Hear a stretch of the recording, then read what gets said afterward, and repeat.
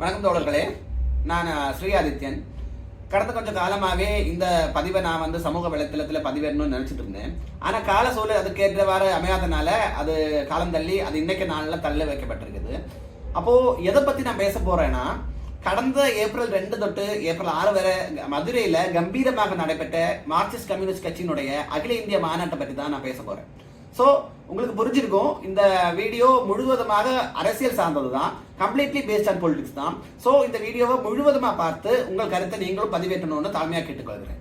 So April 2 தொட்டு 6 வரை ஒவ்வொரு 3 வருஷத்துல ஒருக்கையும் மார்க்சிஸ்ட் கம்யூனிஸ்ட் பார்ட்டியோடைய கோட்பாடு பிரகாரம் ஒவ்வொரு 3 வருஷத்துல ஒருக்கையும் கிளை முதல் அகில இந்தியா வரைக்கும் உள்ள அனைத்து ரீதியிலான அமைப்புகள்லையும் மாநாடு நடத்தணுன்றது அவங்க கோட்பாடு.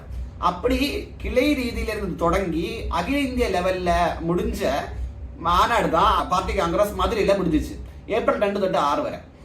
ஆக்சுவலா அது எல்லாருக்கும் போக முடியாது, டெலிகேட்ஸ்க்கு மட்டும்தான் அதுக்கு அலோடு இருக்கு. அந்த 5 டேஸ் செஷனுக்கு டெலிகேட்ஸ்க்கு அலோடு, லாஸ்ட் டே பொதுக்கூட்டத்துக்கு பொதுமக்கள் அலோடா இருப்பாங்க.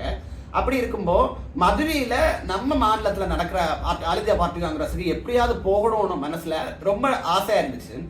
அப்படி இருக்கும் தான் கன்னியாகுமரி மாவட்ட கமிட்டில இருந்து எனக்கு ஒரு அழைப்பு வந்துச்சு. ஆல் இந்தியா பார்ட்டி காங்கிரஸுக்கு 5 நாள் வாலண்டியரிங் ஒர்க் பண்றதுக்கான ஒரு வாய்ப்பை எனக்கு தந்தாங்க. அப்போ எனக்கு ரொம்ப சந்தோஷம் இருந்துச்சு. ஆக்சுவலா ஏன்னா ஆல் இந்தியா பார்ட்டி காங்கிரஸ் சின்ன வயசுல இருந்தே கேள்விப்பட்டிருக்கேன், ஆல் இந்தியா பார்ட்டி காங்கிரஸ் அப்படின்னு கேள்விப்பட்டிருக்கேன். கடைசியா கண்ணூர் பார்ட்டி காங்கிரஸை பத்தி கொஞ்சம் டீட்டெயில்டா வாசிக்கிறதுக்கும் புரிஞ்சுக்கிறதுக்கும் வாய்ப்பு கிடைச்சிச்சு.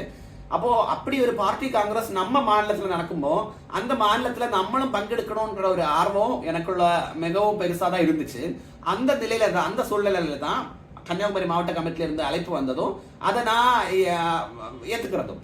அப்படி இருந்து ஏத்துக்கிற போதும் என்னோட மனசுல பெரிய ஒரு சஞ்சல பெப்பமே இருந்துச்சு, போகணுமா வேண்டாமா. ஏன்னா தமிழ்நாடு ஃபுல்லும் இருந்து வாலண்டியருக்கு ஒர்க்குக்கு தோழர்கள் வந்துருவாங்க. ஆனா எனக்கு யாரையுமே தெரியாது, ஆக்சுவலா யாருமே பெருசா பழக்கம் இல்லை. கன்னியாகுமரி மாவட்டத்துல இருந்து கொஞ்சம் தோழர்களை மட்டும்தான் பழக்கம். அப்போ அந்த மாதிரியான பெரிய மாபெரும் நிகழ்வுல நம்ம போகணுமா, தனிமை பெற்றுருவோமா, அந்த மாதிரியான ஒரு பயமும் சமீப காலமா வாழ்க்கையில நடந்துட்டு இருக்க சின்ன பிரச்சனைகளால ஃப்ரெண்ட்ஸை மீட் பண்றதுக்கே, பீப்புளை ஃபேஸ் பண்றதுக்கே ஒரு கைண்ட் ஆஃப் இன்ஃபீரியாரிட்டி காம்ப்ளெக்ஸும் என் மனசுல இட்டு ஓடிட்டே இருந்துச்சு. போகணுமா வேண்டாமா அந்த மாதிரியான கன்ஃபியூஷன் தான். உண்மையை சொல்லணும்னா ஏப்ரல் 2 மார்னிங் வரை, காலமே 10 மணி வரை எனக்கு மனசுல இந்த கன்ஃபியூஷன் தான் ஓடிட்டு இருந்துச்சு. ஏப்ரல் 2 மதுரையில பார்ட்டி காங்கிரஸ் ஸ்டார்ட் ஆயிடுச்சு. ஆனா நான் ஏப்ரல் 2 அங்க போக முடியல. ஏன்னா எனக்கு இந்த மைண்ட்ல கன்ஃபியூஷன் இருந்ததுனால போகணுமா வேண்டாமான்னு கடைசி 10 மணி வரை நான் டிசைட் பண்ணல. ஆனா 10 மணிக்கு நான் மாவட்ட செயலாளர் மரியாதைக்கு தோழர் செல்லசாமி அவர்களை தொடர்பு கொள்றேன். தோழர் என்ன சொன்னாங்கன்னா, அங்க ஆல்ரெடி ஸ்டார்ட் ஆயாச்சு, நீ இன்னும் வரலையான்ற மாதிரி கேட்டாங்க. அப்போ எனக்கு ரொம்ப இதாயிடுச்சு. ஏன்னா நம்ம தனிப்பட்ட விஷயத்தால நம்ம இவ்வளவு பெரிய சான்ஸை மிஸ் பண்றோமே, அந்த மாதிரியான ஒரு கில்ட்டி ஃபீலிங்கும், இனி நம்ம மாநிலத்துல எந்த காலத்துல இவ்வளவு இப்படி ஒரு மாபெரும் நிகழ்ச்சி நடக்கிறோம்னு ஒரு நமக்கு தெரியாது, அது யாருக்கும் சொல்ல முடியாது. அப்போ இந்த சான்ஸை நம்ம மிஸ் பண்ணக்கூடாதுன்னு எந்த விஷயத்தையும் யோசிக்கல. 10 மணிக்கு 10:30க்கு நான் மாவட்ட செயலரை கூப்பிடுறேன். 11 மணிக்கு நான் அங்கிருந்து கிளம்புறேன். நான் கன்னியாகுமரி மாவட்டத்துல இருந்து கிளம்பிடுறேன். அதுக்கு முன்னதாக எப்படின்னா, நான் இப்போ டெல்லியில இருந்தேன். டெல்லியில இருந்தப்போ தான் மாவட்ட கமிட்டில இருந்து அழைப்பு வந்தாங்க. அழைப்பு வந்தப்போ என்ன நினைச்சேன்னா, எனக்கு இப்போ ஃபேமிலி சிச்சுவேஷன்ல எனக்கு இப்போ டிராவல் எக்ஸ்பென்ஸை பத்தி வீட்டுக்கு கேட்கறதுக்கு முடியாது. அப்போ அப்படி ஒரு சிச்சுவேஷன்ல என்ன பண்ணலான் இருக்கு வந்தா, மரியாதைக்குரிய திண்டுக்கல் நாடாளுமன்ற உறுப்பினர் தோழர் சச்சிதானந்தம் அவர்கள் தான் என்னோட செலவை ஏற்றுக்கிட்டு டெல்லியில இருந்து கன்னியாகுமரி வரைக்கும் எனக்கு ட்ரெயின்ல டிக்கெட் புக் பண்ணி தந்தாங்க. அந்த நிலையில நான் ட்ரெயின்ல கன்னியாகுமரி வந்துட்டேன். கன்னியாகுமரியில இருந்து ஏப்ரல் 2 வரை நான் காலமே 10 மணி வரை யோசிச்சுட்டு இருந்து 10 மணிக்கு அப்புறம் டிசைட் பண்ணி கரெக்டா 11 மணிக்கு கிளம்பி 12 மணிக்குள்ள திருச்சிராப்பள்ளி எக்ஸ்பிரஸ்ல நான் கன்னியாகுமரி டு மதுரை வந்துரைஞ்சப்போ ஒரு கிட்டத்தட்ட 4 மணி ஆகுது. 4 மணி ஆகும்போது நான் தமுக்கம் மைதானம், நான் இதுக்கு முன்னே மதுரை போனதில்லை. ஒரு தடவை என்னதோ தான் ஒரு சின்ன ஃபங்க்ஷனுக்கு போனதே தவிர மதுரை பத்தி எனக்கு கிளியரா தெரியாது. அப்போ மதுரை நான் கிட்டத்தட்ட 4 மணி 5 மணி ரேஞ்சில் நான் சாயங்காலம் அங்கே போய் ரீச் ஆகுவேன். அப்போ எப்படின்னா, எனக்கு அங்கிருந்து தமுக்கம் மைதானத்துக்காக நான் ரேபிடோ போட்டு தமுக்கம் மைதானத்தில் உள்ள போனப்போ அங்கே எல்லாமே சிஸ்டமேட்டிக்காக நடந்துட்டு இருக்கு. நம்ம என்னன்னா ஆட் அண்ட் அவுட், எப்படின்னா ஆல்ரெடி அவங்க எல்லாமே சிஸ்டமேட்டிக்காக பண்ணிட்டு இருக்காங்க. வாலண்டியரிங் ஒர்க்குக்காக நம்ம வெளியில இருந்து போறது மாதிரி, எப்படி போகும்போது நமக்கு யாரையும் தெரியாது, நம்மளே யாருக்கும் தெரியாது, அந்த மாதிரி ஒரு சிச்சுவேஷன். இப்போ யாரை போய் பார்க்கணும், என்ன பேசணும் அப்படின்னு இருக்கு. எனக்கு யாரை போய் அப்ரோச் பண்ணணும், என்ன பேசணும், எங்க போய் இதை ஸ்டார்ட் பண்ணணுன்ற ஒரு கிளியர் டீட்டெயில் இல்லை. அப்போ நான் மாவட்ட செயலரை கூப்பிடுறேன். ஆனால் மாவட்ட செயலாளர் உள்ள அங்கே டெலிகேட் செக்ஷன் நடந்துட்டு இருந்துச்சு. டெலிகேட் செக்ஷன் நடந்துட்டு இருந்ததுனால அவரால் தொடர்பு கொள்ள ஃபோன் அட்டன் பண்ண முடியல. அப்படி இருந்தப்போ நான் டைரெக்டாக அங்கே ரிசப்ஷன் கமிட்டியில் போய் பேசி ரிசப்ஷன் கமிட்டியில் சொன்னாங்க, அவங்க அலோட் பண்ண ஒரு ஒர்க்கு தந்துட்டாங்க. ஒர்க்கு தந்துட்டு நான் அப்படியே என்ன பண்ணேன்னா ஸ்டேஜ் பக்கத்தில் தான் அன்றைக்கி ஒர்க் இருந்துச்சு. ஒர்க் இருந்தப்போ ஃபர்ஸ்ட் டே April 2 ஸ்டேஜ் பக்கத்தில் ஒர்க் தந்துட்டாங்க. அப்போ என்னன்னா ஸ்டேஜ் பக்கத்தில் டியூட்டி தந்துட்டாங்க. அப்போ என்ன இது பார்ட்டி காங்கிரஸ் என்ன நடக்குதுன்னு தெரிஞ்சுக்கணும்னு ஆர்வம். ஏன்னா அதான் ஃபர்ஸ்ட் டே அங்கே தான் இருக்கேன். அப்போ என்ன நடக்குது, என்ன அடுத்த செக்ஷன் என்ன, அடுத்த ப்ரோக்ராம் என்ன, எந்த விஷயம் எனக்கு தெரியாது. நான் பிளாங்காக இருந்துட்டு இருந்தேன். அப்போ நின்றுட்டு இருந்தப்ப தான் சொன்னாங்க, இப்போ மரியாதைக்குரிய இயக்குநர்களுடைய ப்ரோக்ராம் இருக்குது, நிகழ்ச்சி இருக்குது, பொதுக்கூட்டம் இருக்குது. அப்போ அவங்க இயக்குநர்கள் வர போகிறாங்க, அதுக்கான ஸ்டேஜ் அரேஞ்ச் பண்ணணும்னு சொல்லி ஸ்டேஜ் அரேஞ்ச் பண்ணிட்டு இருந்தாங்க. அப்போ தான் ஸ்டேஜில் அன்னைக்கு April 2 ஃபர்ஸ்ட் டே என்ன நடந்துச்சுன்னா 3 சீஃப் கெஸ்ட் சிறப்பு விருந்தினர்கள் பங்கேற்கிற மாதிரி ஒரு பொதுக்கூட்டம் அன்னைக்கு அரேஞ்ச் பண்ணியிருந்தாங்க. அந்த நிகழ்ச்சியில் மரியாதைக்குரிய தமிழ் திரைப்பட நடிகர் திரு சசிகுமார் அவர்களும், தமிழ் திரைப்பட இயக்குனர் மரியாதைக்குரிய ராஜ்முருகன் தோழர் அவர்களும், சாலமன் பாப்பையா தோழர் ஐயா அவர்களும் அந்த நிகழ்ச்சியில் கலந்து கொண்டாங்க. இந்த 3 பேரும் நிகழ்ச்சியில் கலந்து கொண்டு கம்யூனிசத்தை பற்றியான கருத்துக்களையும் நமது பார்ட்டி காங்கிரஸை பற்றி வாழ்த்தியும் பேசினாங்க. அதுல மிகவும் முக்கியமான விஷயம் என்னன்னா, ராஜ்முருகன் தோழர் அவர் பார்வையில கம்யூனிசம்னா என்னங்கிற ஒரு டிஃபினிஷன் கொடுத்தாரு பாருங்க. பாத்தீங்களா, அதான் என் மனசுல ரொம்ப ஆழமா பதிஞ்சிடுச்சு. எப்படின்னா, ராஜ்முருகன் தோழர் வளர்ந்து வரும் ஒரு இயக்குனர். அவர் இந்த முதலாளித்துவ சினிமா ஃபீல்டுல தன்னைத்தானே ஒரு கம்யூனிஸ்டாக அடையாளப்படுத்துறது ரொம்ப ரொம்ப கஷ்டம். அப்படி இருந்தும் அவர் வெளிப்படையாவே ஒரு கம்யூனிஸ்ட்னு அந்த மேடையில் அவர் முழங்கிட்டார். அவரை திரு ராஜ்முருகன் கூப்பிடுறதை விட தோழர் ராஜ்முருகன் தான் அவரை அடையாளப்படுத்தணும்னு அவர் விரும்பினதை அவர் அந்த பொது மேடையிலேயே சொன்னது உண்மையிலேயே எனக்கு உள்ளரிக்க வச்சது. அவருக்கு பார்வையில கம்யூனிசம் என்னன்னு அவர் அழகா கூறினாங்க. அவர் எப்படி கம்யூனிசத்தை படிச்சாருன்னு அவர் சொன்னாங்க. நான் பொதுவாக எல்லாரும் எப்படி சொல்லுவாங்கன்னா, கம்யூனிசத்தை எப்படி படிச்சேன்னா, நான் தாஸ் கேபிட்டல் படித்தேன், அது மாதிரி மார்க்ஸை படித்தேன், ஏங்கல்ஸை படித்தேன், அப்படிதான் கம்யூனிசத்தை படித்தேங்கிற மாதிரியான ஒரு ஆன்சர் தான் சொல்லுவாங்க. ஆனால் தோழர் ராஜ்முருகனோட விடை எப்படி இருந்துச்சுன்னா, உண்மையிலேயே இதுல இருந்து ஒரு மாற்றாக இருந்துச்சு.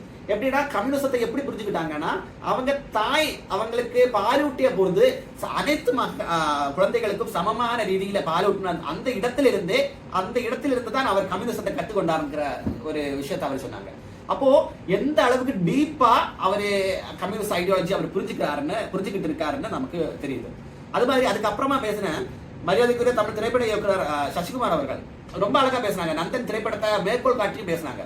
நந்தன் திரைப்படத்துல அவங்க கம்யூனிஸ்ட் கட்சி ரொம்ப காலமாகவே போராடி கொண்டிருக்கின்ற ஒரு சமூக பிரச்சனையை தான் நந்தன் திரைப்படத்துல அவங்க எடுத்து காட்டியிருக்காங்க. அந்த திரைப்படத்தை மேற்கோள் காட்டி கம்யூனிஸ்ட் மேடையிலேயே அவர் பேசுறது உண்மையிலேயே வரவேற்கத்தக்கது. எப்படின்னா, இந்த பஞ்சாயத்து தலைவர்களா தலித் கம்யூனிட்டியில இருந்து தோழர்களை வர வைக்க கூடாது, வந்தாலும் அவங்க மேல் ஜாதியினருடைய அடிமைகளாக தான் இருக்கணும்ங்கிற மாதிரியான ஒரு எண்ணத்தை உடைத்தெறிகிற மாதிரியான ஒரு படம் தான் நந்தன். அது எல்லாருக்கும் தெரிந்த விஷயம் தான். அந்த விஷயத்தையும் கம்யூனிஸ்ட் போராட்டத்தையும் அவர் இணைச்சு பேசுறது உண்மையிலேயே மகிழ்ச்சியான விஷயமா தான் இருந்துச்சு. ஏன்னா, அவங்க கஷ்டப்பட்டு இருக்கிற காலத்துல கம்யூனிஸ்ட் அடையாளப்படுத்திக்கிட்டாலும் வளர்ந்து ஒரு நிலையில எத்தனை பிறகு தன்னைத்தானே ஒரு கம்யூனிஸ்ட் அடையாளப்படுத்துறத கேவலமா நினைக்கிற சில மனிதர்கள் இருக்கிற காலகட்டத்துல அவர் பொது மேடையிலேயே கம்யூனிஸ்டுகளுடைய போராட்டத்தை அங்கீகரித்து பேசுறது உண்மையிலேயே சந்தோஷமா தான் இருந்துச்சு. அப்படி அந்த ஃபர்ஸ்ட் டே செக்ஷன் ரொம்ப நல்லா முடிஞ்சிச்சு. அப்புறம் ஃபர்ஸ்ட் டே செக்ஷன் முடிஞ்சதுமே கொஞ்சம் கொஞ்சமா தோழர்களை பழகிக்கொள்ள வாய்ப்பு கிடைச்சிச்சு. அப்படி பழகி கொஞ்சம் ஓகே நம்ம தங்கிக்கலாம் அந்த மாதிரியான கான்ஃபிடன்ஸ் நமக்குள்ளே வந்துச்சு. ஏன்னா, நான் இப்போ ஒரு சின்ன பையன் நான் அப்படின்னு பிரச்சனை இல்லாம, பெரியவங்க சின்னவங்களோட எந்த ஏற்றத்தாழ்வும் இல்லாம அனைவரும் சமமான ரீதியில பழகினாங்க. அந்த ஒரு அப்ரோச்னா இப்போ இருக்கிற மெயின் பிரச்சனையே என்னன்னா, புக்ல இருக்கும், தியரியில இருக்கும், ஆனா பிராக்டிஸ்ல இருக்காது. அதான் எல்லா கட்சிகளுக்கும் இருக்கிற மெயின் பிரச்சனை. தியரியில அடிப்படையான ஐடியாலஜி வச்சிருப்பாங்க, ஆனா பிராக்டிஸ்ல பிக் ஜீரோ தான் அவங்க எக்ஸிபிட் பண்ணிட்டு இருப்பாங்க. ஆனா அந்த ஒரு தியரிய இவங்க கரெக்டா இம்ப்ளிமெண்ட் பண்ணாங்க. அதை நான் கண் கூட பார்த்தேன். அதுதான் என்னோட மைண்ட்ல கிளிக் ஆன ஒரு விஷயம். எப்படின்னா, ஒரு நிகழ்ச்சி நடந்துட்டு இருக்கு, டைனிங் ஹால் இருக்கு, நிகழ்ச்சி முடிச்சுட்டு சாப்பிட போற டைனிங் ஹால்ல நாம சாதா வாலண்டியர்ஸ் தான், நாங்க ப்ரோக்ராம கோஆர்டினேட் பண்ணி கொண்டு போற ஒரு வாலண்டியர்ஸ் தான். நாங்க சேர்ல இருந்து சாப்பிடுறோம். புரிஞ்சுக்கணும், இது எந்த கட்சியிலையும் நடக்க முடியாத ஒரு அரிதான விஷயம். ஒரு சாதாரண ஒரு எம்ஏ படிச்சுட்டு இருக்க ஒரு இளைஞன், அதுவும் அங்க வாலண்டியர் பண்ணிட்டு இருந்தவர்னா சேர்ல இருந்து சாப்பிடுறேன். இந்த நிகழ்ச்சியை நடத்திட்டு இருக்கிற தலைவர்கள், மாநில செயலர் உட்பட தலைவர்கள், தேசிய தலைவர்கள் வர இடம் இல்லாத பட்சத்துல அவங்க நின்று கொண்டு தங்களுடைய பேகையை சுமந்து நின்று பிளேட் எடுத்து சாப்பிட்டு இருக்காங்க. இது வேற எந்த கட்சியிலாவது நடக்குமான்னு நான் சவால் விட்டு கேட்க விரும்புறேன். எப்படின்னா இதெல்லாம் அரிதிலும் அரிதான விஷயம் தான். அங்கேயும் இங்கேயும் தனியாளா அவங்க வேலையை அவங்களே பண்ணிட்டு இருக்காங்க. மாநில செயலாளர் தோழர் பே சண்முகம் அவர்கள் அங்கேயும் இங்கேயும் தன்னைத்தானே அவங்க வேலை பண்ணிட்டு இருக்காங்க. எப்படிதான் இது சாத்தியம்னு அதிசயம் உண்மையிலேயே ஆச்சரியப்பட்டேன். சண்முகம் தோழர் உட்பட நமது அனைத்து நிலை தலைவர்களும் தொண்டர்களும் அந்த தொண்டர் தலைவர் அந்த பேதம் இல்லாம சமமா தோழர்ன்ற ஒற்ற வார்த்தையில இணைஞ்சு பணியாற்றி மிக சிறப்பா கோஆர்டினேட் பண்ணி கொண்டு போயிட்டாங்க. எப்படின்னா ஏப்ரல் 2ஆம் தேதி தொடங்குச்சு நம்ம ப்ரோக்ராம். தொடங்கினப்போ என்ன விஷயம்னா, இந்த ப்ரோக்ராமோட ரிசப்ஷன் கமிட்டி செக்ரட்டரி மதுரை நாடாளுமன்ற உறுப்பினர் தோழர் சு வெங்கடேசன் அவர்கள், இந்த ப்ரோக்ராமோட டெலிகேட்டா திண்டுக்கல் நாடாளுமன்ற உறுப்பினர் திரு சச்சிதானந்தம் தோழர் அவர்கள் இருந்தாங்க. அது மாதிரியான சென்ட்ரல் கமிட்டி மெம்பரா நமது ஆலத்தூர் நாடாளுமன்ற உறுப்பினர் திரு ராதாகிருஷ்ணன் தோழர் அவர்கள் இருந்தாங்க. அது மாதிரியான ராஜஸ்தான்ல இருந்து நமது நாடாளுமன்ற உறுப்பினர் இப்போது பொலிட் பியூரோ அங்கமா இருக்கிற திரு அம்ராராம் தோழர் அவர்களும் டெலிகேட்டா வந்திருந்தாங்க. அப்படி இருக்கும்போ ஏப்ரல் 2ஆம் தேதி கட்சி மாநாடுனா அவ்வளவு பெரிய இம்பார்ட்டன்டான விஷயம். அப்படி இருந்த பொழுதும் வக்ஃப் போர்டு பில்ல பார்லிமெண்ட்ல சென்ட்ரல் கவர்மெண்ட் இன்ட்ரோடியூஸ் பண்ண போறாங்கன்ற செய்தி அறிஞ்சு பார்ட்டி காங்கிரஸ் நடந்துகிட்டு அந்த நாளே காலமே ஃபிளைட் பிடிச்சு டெல்லி வந்துட்டாங்க. இது சாதா விஷயம் இல்ல. பார்ட்டி காங்கிரஸ் பார்ட்டி விஷயத்தை விட தேச விஷயத்துக்கு, நேஷனல் இஷ்யூக்கு அவங்க கொடுத்த இம்பார்ட்டன்ஸை கண்கூடா பார்த்தேன். எப்படின்னா ரிசப்ஷன் கமிட்டி செக்ரட்டரியா இருக்கிற ஒரு ஆள்னா நம்ம அவ்வளோ ஆசைப்பட்டு ஒரு விஷயத்த அவ்வளோ இன்வால்வ்மெண்டா நம்ம ஒரு விஷயத்த பண்ண போகும்போது கடைசி நிமிஷத்துல வச்சு நமக்கு அந்த நிகழ்ச்சியில நிக்க முடியாததுக்கான வழி, நமக்கு வேற வேலை வந்து அந்த நம்ம பிளான் பண்ண நிகழ்ச்சிக்கு நம்மளால நிக்க முடியலன்ற வழி எப்படி இருக்கும்னு அனுபவிச்சவேன்னு உள்ள நிலையில இருந்து அன்னைக்கு ஏப்ரல் 2ஆம் தேதி எந்த வழியோடு தோழர் திரு சு வெங்கடேசன் அவர்கள் மதுரையில இருந்து காலமே ஃபிளைட் பிடிச்சு டெல்லி வந்திருப்பாங்கன்னு எனக்கு புரிஞ்சுக்க முடியும். சிலப்போ அவங்களுக்கு அந்த வழி இருந்திருக்காது. ஏன்னா அவங்க அவ்வளவு மெச்சூர்ட் பொலிட்டீஷியன்ஸ், அதனால மெச்சூர்ட் தலைவர்கள், அதனால அவங்களுக்கு அந்த வழி இருந்திருக்காது. ஆனா என் பார்வையில நான் சொல்றதுனால நான் அக்கார்டிங் டு மை பெர்ஸ்பெக்டிவ் தான் நான் பேச முடியும். அப்போ எந்த அளவுக்கு ஒரு வழி இருந்திருக்கும்னு புரியுது. அதே மாதிரி தான் திண்டுக்கல் நாடாளுமன்ற உறுப்பினர் அவர்களும் ஏப்ரல் 2 அவர்களுடைய பிறந்த நாள் அன்னைக்கு, அதுக்கு முன்னே தோழர்கிட்ட பேசின போது தோழர் என்ன சொன்னாங்கன்னா, ஏப்ரல் 2 பிறந்த நாளுக்கு அன்னைக்கு எப்படியாவது ஃபேமிலியோட கொஞ்சம் ஒரு 1 ஹவராவது இருந்துகிட்டு டைரக்டா பார்ட்டி காங்கிரஸ் வந்துடணும், பார்ட்டி காங்கிரஸ் தான் முக்கியம், பிறந்த நாளை விட பார்ட்டி காங்கிரஸ் தான் எங்களுக்கு முக்கியம், அந்த மாதிரி தான் பேசிட்டு இருந்தாரு. அப்படிப்பட்டவரை கூட ஏப்ரல் 2ஆம் தேதி வக்ஃப் போர்டு பில் வருதுங்கிற ஒற்ற காரணத்தினால காலமே அவர் பிறந்த நாளை கூட பொருட்படுத்தாம, பார்ட்டி காங்கிரஸ் கூட பொருட்படுத்தாம நேரே காலமே டெல்லியில கிளம்பி வந்துட்டாங்க. அதுக்காகவே அவருக்கு நாங்க அந்த 4 நாடாளுமன்ற உறுப்பினர்களுக்கும் இந்த நேரத்துல நான் மனப்பூர்வமான நன்றியை தெரிவித்துக் கொள்கிறேன். வக்ஃப் போர்டு பில்லை பத்தி அது நல்லதா கெட்டதா அந்த டிஸ்கஷனுக்குள்ள போறதை விட வக்ஃப் போர்டு பில்லு பிரச்சனையில மார்க்சிஸ்ட் பார்ட்டியினுடைய குரல் இருக்கணும், அந்த மார்க்சிஸ்ட் பார்ட்டியினுடைய குரல் பிரதிபலிக்கணும்ங்கிற ஒரு மைண்ட் செட்ல அவங்க ஒர்க் பண்ணதை நிச்சயமா பாராட்டி தான் ஆக வேண்டும். அப்படி இந்த வீடியோ மூலம் அவங்கள பாராட்டுற ஒரு விஷயத்த நாங்க செய்ய விரும்புகிறேன். அப்படி ஏப்ரல் 2 முடிஞ்சிச்சு. ஏப்ரல் 3 எப்படி திட்டமிட்டு இருந்தோம்னா, 2 ஸ்டேட், 2 மாநில முதல்வர்கள் பங்கெடுக்கிற ஒரு பொதுக்கூட்டம். நமது தமிழ்நாடு முதல்வர் மாண்புமிகு திரு ஸ்டாலின் அவர்களும் கேரள முதல்வர் மரியாதைக்குரிய தோழர் பினராயி விஜயன் அவர்களும் ஒரே மேடையில பங்கெடுக்கிற மாதிரி ஒரு ப்ரோக்ராம தமக்கு மைதானத்திலே பிளான் பண்ணியிருந்தோம். ஆனா கடைசி நிமிஷத்துல என்ன நடந்துச்சுன்னா, மழை எச்சரிக்கை காரணமாக பாதுகாப்பு கருதி அந்த நிகழ்ச்சியை வந்து தமக்கு மைதானத்துல இருந்து மாற்றி எங்க வச்சுட்டாங்கன்னா ராஜமுத்தையா மண்டபத்துல உள்ளரங்கத்திலே வச்சு அவங்க முடிச்சுட்டாங்க. அதுல எங்களால பங்கெடுக்க முடியல, ரொம்ப மிஸ் பண்ணோம் அந்த ப்ரோக்ராம. இருந்தாலும் பாதுகாப்பையும் மழை எச்சரிக்கையும் நம்ம பொருட்படுத்தணும், அது தலைவர்களுடைய பாதுகாப்பு நமக்கு முக்கியங்கிறதுனால அதை நம்ம சகித்து கொண்டு தான் ஆகணும்ன்ற விஷயத்துல அதை கடந்து போனோம். அப்படி இருக்கும்னா 3rd டே, அதாவது ஏப்ரல் 4th என்னாச்சுன்னா, என்ன காலமையிலிருந்து சாயங்காலம் வரைக்கும் நமக்கு டியூட்டி தந்துருவாங்க, எங்களுக்கு என்ன வாலண்டியர் பண்ணணும் மாதிரியான டியூட்டி தந்துருவாங்க. அப்படி எனக்கு என்ன டியூட்டி கிடைச்சிச்சுன்னா, மானுடர்களையே பாதுகாக்கிற தத்துவத்தை தந்த மார்க்ஸினுடைய சிலையை பாதுகாக்கிறதா என்னுடைய டியூட்டியா இருந்துச்சாங்க. அப்போ மானுடர் உலகத்தையே பாதுகாக்கிற தத்துவம் தந்த தோழர் மார்க்ஸினுடைய சிலையை பாதுகாக்கிறதப்போ என்னுள் ஏற்பட்ட சந்தோஷத்துக்கு ஒரு எல்லையற்ற சந்தோஷத்தை நான் அன்னைக்கு உணர்ந்தேன். எப்படின்னா, காலமே தொட்டு சாயங்காலம் வரை மார்க்ஸ் பக்கத்திலே தான் நிற்கணும். அதுல ஒரு ஃபீலிங் தான். எப்படி அது எப்படி எக்ஸ்பிரஸ் பண்ணணும்னு எனக்கு தெரியல. கரெக்டா ஏப்ரல் 4 அன்னைக்கு நைட் என்ன பிளான்னா, திரைப்பட நடிகர் திரு விஜய் சேதுபதி அவர்களும், திரைப்பட இயக்குனர் வெற்றிமாறன் அவர்களும், திரைப்பட நடிகர் தோழர் சமுத்திரகனி அவர்களும், கலந்து கொள்ற மாதிரி ஒரு மாபெரும் பொதுக்கூட்டத்தை தான் பிளான் பண்ணியிருந்தோம். அப்போ அப்படி பிளான் பண்ணப்போ என்ன விஷயம்னா, லாஸ்ட் நிமிஷத்தினால அவங்களோட தனிப்பட்ட விஷயத்தினால மரியாதைக்குரிய தமிழ் திரைப்பட இயக்குனர் விஜய் சேதுபதி அவர்களால நிகழ்ச்சியில கலந்து கொள்ள முடியல. இருந்த போதும் பாக்கி இருக்கிற 2 பேரும் அந்த நிகழ்ச்சியில கலந்து கொண்டு அருமையா பேசிட்டாங்க. அருமையா அந்த நிகழ்ச்சியை வெற்றி பெற செய்துட்டாங்க. அதுலயும் உண்மையிலேயே சமுத்திரக்கனி தோழர் பேசினது ரொம்ப ரொம்ப ரொம்ப ரொம்ப மனசுக்கு நெருக்கமா இருந்துச்சு. எப்படின்னா, அவரு பேசுறப்போ கம்யூனிசத்துக்கான தேவையும் கம்யூனிசத்தை எப்படி அடுத்த கட்டத்தை கொண்டு போற ஒரு அவருடைய ஆசையும் கலந்து அவர் பேசினாரு. கடைசியா அவர் பேசுற ஒரு கருத்து அது எனக்கும் மிகவும் மனதளவுல மிகவும் தேவைப்படுற ஒரு விஷயம், இந்திய காலகட்டத்துல மிகவும் தேவைப்படுற ஒரு விஷயம்ங்கிற மாதிரியான ஒரு கருத்தை வந்து சமுத்திரக்கனி தோழர் அங்க பேசினாங்க. அதுல எனக்கு பிடிச்ச விஷயம் என்னன்னா, அவரு பேசுறது என்னன்னா, நெருப்புல நல்ல நெருப்பு கெட்ட நெருப்புங்கிற எந்த நெருப்பும் இல்லை. அது மாதிரி வலது கம்யூனிசம் இடது கம்யூனிசம்ங்கிற மாதிரியான எண்ணமே இல்லை. நெருப்பு தான், கம்யூனிசம் தான். கம்யூனிஸ்டுகள் வலது இடதுன்னு பிரிஞ்சு கிடக்காம அவங்களுடைய பொது எதிரியான பாசிஸ்டுகளையும் முதலாளித்துவவாதிகளையும் ஒன்று சேர்த்து எதிர்க்க வேண்டும்ங்கிற ஒரு கருத்தை அனைத்து கம்யூனிஸ்டுகள் ஒன்றிணைய வேண்டும் என்கிற ஒரு நலம் விரும்பிகள் அனைவருடைய கருத்தா அன்னைக்கு அந்த பொது மேடையில அவர் பிரதிபலிச்சு. இதுல நான் ஒரு சொல்ல விட்டு போன விஷயம் என்னன்னா, சிறப்பு விருந்தினர்கள்ல ஒருவரை பேசினப்போ என்ன சொன்னாங்கன்னா, கடவுளும் கம்யூனிஸ்டும் ஒண்ணுதான், அந்த மாதிரியான ஒரு ஸ்டேட்மெண்ட் பப்ளிக்கா அவரு ஸ்டேஜ்லயே வச்சிருந்தார். அப்போ அந்த ஸ்டேட்மெண்ட் அந்த சீஃப் கெஸ்ட் பேசி முடிஞ்சு கீழே இருந்த பிறகு நமது அந்த ரிசப்ஷன் கமிட்டியோட ட்ரெஷரரும் தமிழ் எக்காசனுடைய நிர்வாகியுமான தமிழ்நாடு மார்க்சிஸ்ட் கம்யூனிஸ்ட் கட்சியினுடைய செயற்குழு உறுப்பினர், மாநில செயற்குழு உறுப்பினராகிய தோழர் மதுக்கூர் ராமலிங்கம் அவர்கள் நிறைவுரை பேசினப்போ அழகா அதை லிங்க் பண்ணி பேசினாரு. அதுவும் எனக்கு ரொம்ப பிடிச்சிருந்துச்சு. என்னன்னா, மதுக்கூரார் பேசுறப்போ, தோழர் மதுக்கூர் ராமலிங்கம் அவர்கள் பேசினப்போ என்ன பேசுறாங்கன்னா, ஆமா சீஃப் கெஸ்ட் சொன்ன மாதிரி கடவுளும் கம்யூனிஸ்டும் ஒண்ணுதான். ஏன்னா இவங்க 2 பேரும் தான் கையில எப்பவுமே உண்டியில வச்சுட்டு இருக்காங்க. உண்டியில வச்சுட்டு இருந்தாலும் அந்த உண்டியில விழுற காசை எப்பவுமே அவங்க எடுத்துக்க மாட்டாங்க, பிறர் நல்லதுக்கு தான் யூஸ் பண்றாங்க. அப்படி கம்யூனிஸ்டும் கடவுளும் ஒண்ணுதான்ங்கிற மாதிரியான ஒரு விளக்கத்தை அழகா திரு ரிசப்ஷன் கமிட்டி ட்ரெஷரர் அவர்கள் தோழர் மதுக்கூரார் அவர்கள் அடிச்சிருந்தாங்க. அது மனசுக்கு ரொம்ப ரொம்ப நெருக்கமா அந்த விஷயமா இருந்துச்சு.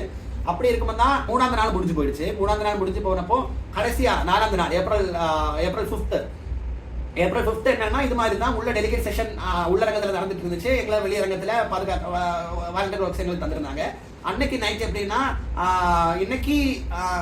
இன்னைக்கு காலகட்டத்தில் ஒரு முற்போக்குவாதியா தன்னை அடையாளப்படுத்துறதுல தேசிய அளவில் இன்னைக்கு தலை தூக்கி நிக்கிற ஒரு நடிகர் யாருன்னா பிரகாஷ் ராஜ் தான், தொடர் பிரகாஷ் ராஜ் தான். அதுல எந்த மாற்று கருத்தும் இல்லை. தொடர் கௌரி லங்கேஷ் மரணத்துல தொடங்கி பிரகாஷ் ராஜ் தொடருடைய பயணம் பாசிசவாதிகளுக்கும் முதலாளித்துவவாதிகளுக்கும் எதிராக மிக சக்தியாகத்தான் அவர் பிரதிபலிச்சிருந்தாரு. அப்படிப்பட்ட ஒரு தலைவர் வந்து பார்ட்டி காங்கிரஸுடைய 4ஆவது நாள்ல பொதுக்கூட்ட மேடையில வந்து பேச போறாருன்ற ஒரு செய்தி எங்களை மீண்டும் மீண்டும் மீண்டும் மிகப்பெரிய அளவில் உற்சாகப்படுத்துச்சு. நாங்க ரொம்ப ரொம்ப சந்தோஷத்தோட பிரகாஷ் ராஜ் தோழருடைய பேச்சை கேட்கறதுக்கு தயாரா இருந்தோம். ஏப்ரல் 5th, அதாவது இங்க பார்ட்டி காங்கிரஸோட 4ஆவது நாள் சாயங்காலம் கிட்டத்தட்ட நிறைய பொதுமக்கள் மதுரையில எக்கச்சக்கமான பொதுமக்கள், மதுரை, கேரளா, பெங்காலா, ஆந்திரா, தெலுங்கானா, இந்தியா முழுவதிலும் இருந்து தொண்டர்கள் வர தொடங்கினாங்க. ஏன்னா அடுத்த நாள் பொதுக்கூட்டம் இருக்குது, செங்கன்ற பேரணி இருக்குது. அதனால கொஞ்சம் கொஞ்சமா இந்தியா முழுவதில் இருந்து அதை வந்து தொடங்கிட்டாங்க. அப்போ அந்த தமுக்கம் மைதானமே கடல் மாதிரி ஆள் கூட்டத்தில் நிறைஞ்சிருந்துச்சு பிரகாஷ் ராஜ் தோழருடைய பேச்சை கேட்கறதுக்காக. கடைசி நிமிடம் வரை பிரகாஷ் ராஜ் தோழர் என்ன பேசுவாரு, என்ன ரீதியிலான பேசுவாங்கன்ற எதிர்பார்ப்பு நான் உட்பட அங்கிருந்து எல்லார் மனசுலயும் பெருசா இருந்துச்சு. அப்போ அப்படி இருக்கும்போது தான் எங்களுக்கு ஒரு பெரிய சங்கடமா தரும் ஒரு விஷயமா நடந்துச்சு. என்னன்னா, கரெக்டா பிரகாஷ் ராஜ் தோழர் வந்ததும் மழை கொட்டி தீர்த்தது காரணத்தினால அந்த நிகழ்ச்சி அன்னைக்கு நடக்க முடியல. நிகழ்ச்சியை நடத்த முடியாதது நிகழ்ச்சி நடத்துபவர்களுக்கு எந்த அளவுக்கு வருத்தம் நடந்ததோ அதை விட 100 மடங்கு அவங்க பேச்சை எதிர்பார்த்திருந்த என்ன மாதிரியான இளைஞர்களுக்கு அந்த வருத்தம் நடந்ததுங்கிற உண்மை. அப்போ எங்களுக்கு அது பெரிய டிசப்பாயின்மெண்ட் ஆகி போச்சு. ஏன்னா இதுக்கு தான் நாங்க வெயிட் பண்ணிட்டு இருந்தோம். பிரகாஷ் ராஜ் என்ன பேசுறாரு, கம்யூனிஸ்டத்தை பத்தி என்ன எங்களுக்கு அட்ரஸ் பண்ண போறாரு மாதிரியான ஒரு செய்தியும் நாங்க எதிர்பார்த்துட்டு இருந்தோம். அது மட்டும் இல்லாம அந்த நிகழ்ச்சி முடிஞ்சிட்டு தோழர் ரோகிணி அவர்களுடைய நாடகமும் அங்க திரையிட திட்டமிட்டு இருந்தாங்க. அந்த நாடகத்தையும் பார்க்கணுங்கிற ஒரு ஆர்வம் எங்களுக்குள்ள இருந்துச்சு. ஆனா இந்த 2 நிகழ்ச்சியும் மழை காரணமாக ஒத்தி வைக்கப்பட்டது. அப்போ அந்த ஒரு என்ன சொல்றோம், ஒரு கைண்ட் ஆஃப் விரக்தியில நாங்க அந்த நாள் முடிஞ்சிருச்சு. கடைசியா ஏப்ரல் 6ஆம் தேதி நம்ம பெரிதும் எதிர்பார்க்கப்பட்ட கிட்டத்தட்ட 5 லட்சம் பேர் பங்கெடுத்த ஒரு நாள், மதுரையே செங்கடலால மூழ்கின ஒரு நாள் தான் ஏப்ரல் 6ஆம் தேதி நாள். எப்படின்னா காலமையிலிருந்தே ஆளுகள் வர தொடங்கிட்டாங்க. இந்தியா முழுவதிலிருந்து ஆளுகள் வந்து தொடங்கிட்டு இருந்ததுனால மார்க்ஸ் செல்ஃபி பாயிண்ட் அங்கே இருந்துச்சு. நான் நேரத்தை குறிப்பிட்ட மாதிரி மார்க்ஸ் செல்ஃபி பாயிண்ட் இருந்ததுல கண்ட்ரோல் பண்ற முடியாத அளவுக்கு கூட்ட நெரிசல் அங்க ஏற்பட்டுச்சு. அங்க அவ்வளோ நெருக்கத்துல கூட்டத்தில் இருந்த போதும் கூட்டத்தையும் பரவாயில்ல, எங்களுக்கு மார்க்ஸ் தோழரோட ஒரு இருந்து சமமா உட்கார்ந்து ஒரு புகைப்படம் எடுத்துக்கொண்டே ஆக வேண்டும்ன்ற ஒரு ஒற்றை குறிக்கோளாக கிட்டத்தட்ட 2 மணிக்கூர் வரைக்கும் 2 மணி நேரம் வரைக்கும் அந்த வரிசையில நின்று புகைப்படம் எடுத்துக்கொண்டு சென்ற தோழர்களை நான் பார்த்தேன் அன்னைக்கு. அது மாதிரி தான் அன்னைக்கு கடைசி நாள் ஆனதுனால அன்னைக்கு புதிய பொலிட் பியூரோ தேர்ந்தெடுக்கிறதையும், புதிய சென்ட்ரல் கமிட்டி தேர்ந்தெடுக்கிறதையும், புதிய பொதுச் செயலாளர் தேர்ந்தெடுக்கிற நிகழ்ச்சி நடக்கிறது ஒட்டி யாரெல்லாம் புதிய சென்ட்ரல் கமிட்டியில வராங்க, யாரெல்லாம் புதிய பொலிட் பியூரோல வராங்க, யார் பொதுச் செயலாளர் ஆக போறாங்கிற ஒரு கேள்வி எடுத்து அவங்க பிரஸ் மீட் கொடுத்துட்டாங்க. புதிய சென்ட்ரல் கமிட்டி பொலிட் பியூரோ அவங்க செலக்ட் பண்ணிட்டாங்க. செலக்ட் பண்ணி ஜெனரல் செக்ரட்டரிக்கான எலெக்ஷனுக்கான ப்ரொசீஜரா பண்ணிட்டு இருந்தாங்க. அப்போ கிட்டத்தட்ட மதியத்துக்கு மேலேயே எல்லாம் கன்ஃபார்ம் ஆயிடுச்சு. யாரெல்லாம் பொலிட் பியூரோ, யாரெல்லாம் சென்ட்ரல் கமிட்டி, யார் தான் ஜெனரல் செக்ரட்டரின்ற ஒரு மாதிரியான கன்ஃபர்மேஷன் மதியத்துக்கு மேல வந்துருச்சு. இதுல நம்ம கவனிக்க வேண்டிய பொலிட் பியூரோ லிஸ்ட்டை பார்த்தா நம்ம கவனிக்க வேண்டிய விஷயம் என்னன்னா, கடந்த முறை பொலிட் பியூரோ உறுப்பினர்களாக இருந்தவங்கள்ல வயதுக்குரிய தோழர் பிரகாஷ் காரத் அவர்களும் தோழர் பிருந்தா காரத் அவர்களும் பொலிட் பியூரோல இருந்து ரிலீவ் ஆயிட்டாங்க. பிரகாஷ் காரத் அவர்கள் வந்து எஸ்எஃப்ஐல இருந்த காலம் தொட்டே சுர்ஜித் சிங் தோழரோட அப்புறம் பிரகாஷ் காரத் தோழர் தான் பொதுச் செயலாளர் இருந்தவர். அகில இந்திய பொதுச் செயலாளராக இருந்த ஒரு ஆளு. அது மாதிரி திரிபுரா கண்டினியூஸா முதலமைச்சராக இருந்த தோழர் மாணிக் சர்க்கார் உட்பட சில பேர் வந்து பொலிட் பியூரோல இருந்து மாறிட்டாங்க. எனக்கு ரொம்ப ஆச்சரியம். ஏன்னா இது நிலைமை வந்து வேற ஒரு கட்சியில நடந்துச்சுன்னா என்ன ஆகும்னா, அவங்க தனியா வந்து தனி பார்ட்டி தொடங்கியிருப்பாங்க. ஏன்னா அவங்க வந்து அவங்களுக்காக ஒரு செல்வாக்கு இருக்கும், கண்டிப்பா இருக்கும். அந்த செல்வாக்கை வச்சு தனி பார்ட்டி தொடங்கி கட்சியை உடைக்கிற வேலையா பார்த்திருப்பாங்க. ஆனா இப்படி இவ்வளவு பெரிய நேஷனல் அங்கீகாரம் கிடைச்சவங்க எப்படி பொலிட் பியூரோல இருந்து ஒதுக்கி போறாங்கங்கிற ஒரு கேள்வி என்ன மனசுல அப்ப வந்துச்சு. அப்ப நான் ஒரு விஷயத்தை புரிஞ்சுக்கிட்டேன்.